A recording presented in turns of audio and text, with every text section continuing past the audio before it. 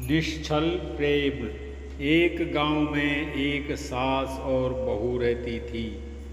सास भगवान की भक्ति में हमेशा लीन रहती थी, पर बहू को इन सब बातों से कोई फर्क नहीं पड़ता था। वो बहुत ही भोली और सीधी सादी थी। उसकी सास उसे बहुत समझाती थी कि बहू थोड़ा तो प्रभु का भजन कर लिया कर, पर वह तर्क पे तर्क करने लगती। तो फिर सास ने उसे समझाना ही छोड़ दिया। एक दिन सास ने सत्संग का आयोजन करने का निर्णय किया।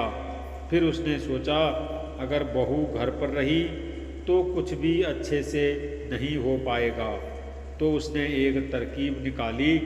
उसने बहू को बुलाया और एक काला कपड़ा देकर कहा कि जाओ उसे नदी पर धो लो और तब तक धोती रहना जब तक कि ये पूरा सफ़ेद न हो जाए। साथ में उसे खाने के लिए एक सूखी मोटी रोटी भी दे दी। बहू तो सीधी सादी थी ही, उसे क्या पता कि काले कपड़े को कितना भी धो लो वह सफ़ेद नहीं होगा। वह कपड़ा लेकर नदी पर चली गई। उसे धोते धोते दोपहर हो गई। अब उसे बहुत ही जोर से भूख लगी थी। वहीं से थोड़ी दूर पर एक गणेश जी का मंदिर था। वहाँ उसने देखा कि उन्हें गणेश जी को देसी घी मिला के गुड़ का प्रसाद चढ़ाया गया था।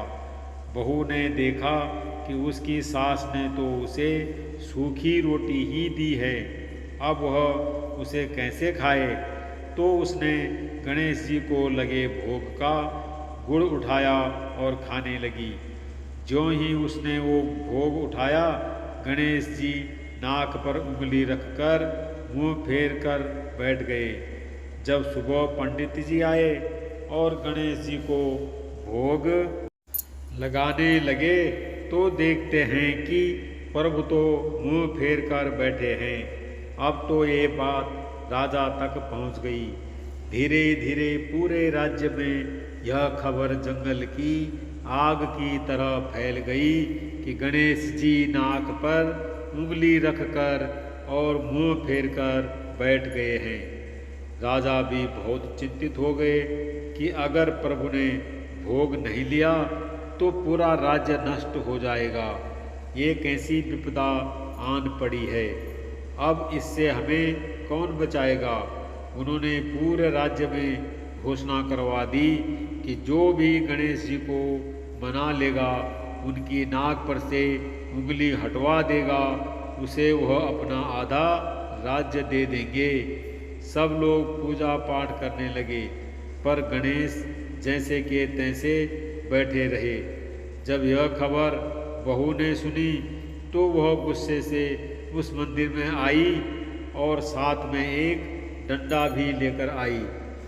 सब लोग उसे बहुत ही हैरानी से देख रहे थे कि ये पागल यहाँ क्या कर रही है। बड़े से बड़े पंडित और ज्ञानी गणेश जी को नहीं मना पाए तो ये पागल क्या कर पाएगी।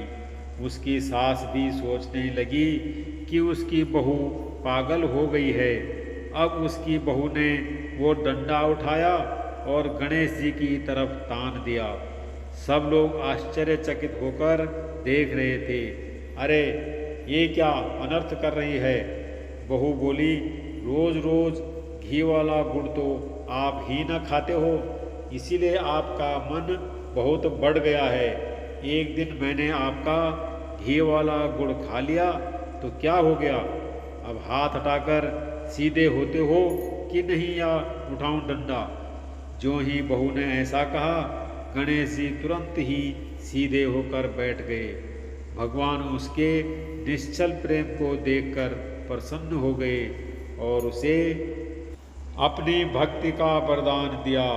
इधर राजा ने भी अपना वचन पूर्ण किया और उसे अपना आधा राज्य दे दिया। अब बहू और सास दोनों सुखपूर्वक रहने लगे। प्रभु को किसका डर है? वो तो खुद ही दूसरों के डर को दूर करते हैं। लेकिन उन्होंने बहू के गुस्से में छुपे निश्चल मन व प्रेम को पहचान लिया और उससे वो प्रसन्न हो गए। प्रभु कब किस पे अपनी कृपा दृष्टि डाल दें ये कोई नहीं जानता। इसीलिए हमेशा प्रभु को याद रखना चाहिए, चाहे वो सुख हो या दुख हो।